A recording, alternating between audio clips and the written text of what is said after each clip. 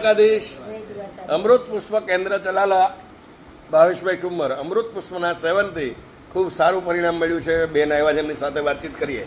કયું ગામ બેન? બિલ્લા. તમારું આખું નામ જણાવો. દયાબેન ભૂપતભાઈ. હા, દયાબેન ભૂપતભાઈ જાદવ. હવે તમે અમૃત પુષ્પ કોના માટે લઈ ગયા હતા? મારા હાથે. શું તકલીફ હતી બેન? મને આ સનાયું બીજું દુખતું, પછી ગાડીમાં પડી હતી ત્યાં વાહલી નસું આ મગજની નસું બધું દુખતું હતું. એટલે કેટલા વર્ષથી હેરાન થતા હતા? વરસ દીધા. શું તકલીફ પડે? આમ મગજ ફરી જતો એવું થતું, માથું દુખ્યા કરે? કરતો, પછી આ બધું સનાયું કારણ કે એક્સિડન્ટ ના હિસાબે તકલીફ હતી ને. હાલવું ચાલવું હોય તો શું પરિસ્થિતિ થતી?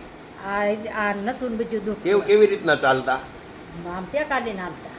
એટલે હાવ લોથપત પથારી જેવું જીવન ગણાય ને. કામ કઈ ખેતી નું થાય નહીં, કામ કરીએ પણ બધું ટેકાડી પનાણે એવી રોતા થાય.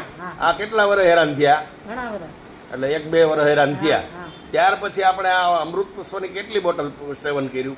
એક પૂરી કરી. એક બોટલનું સેવન કર્યા પછી જે તમને માથામાં દુખાવો રહેતો હતો, જે પડી ગયા હતા, અત્યારે રેડી થઈ ગયું. માથું બધું દુખતું નથી, જે બધું રેડી, બધું ક્લિયર. પછી પગની અંદર જે તકલીફ પડતી હતી એનું આ દુખે, આ નસ એક દબાઈ ખાલી. હા, એમાં ફેરફાર છે કાંઈ? આમ પેલા કરતા ઘણો ફેર. ઘણો? કેટલો ફેર છે પેલા કરતા? અડધા માથે છે કે અડધો? અડધામાંથી અડધો. બરાબર. અત્યારે હાલો તો ટેકાની જરૂર પડે છે. તો દ્વારકાધીશની કૃપા કેટલી થઈ ગઈ, ભગવાનની દયા. તો તમારો ફોન નંબર જણાવો. તમે આપશો.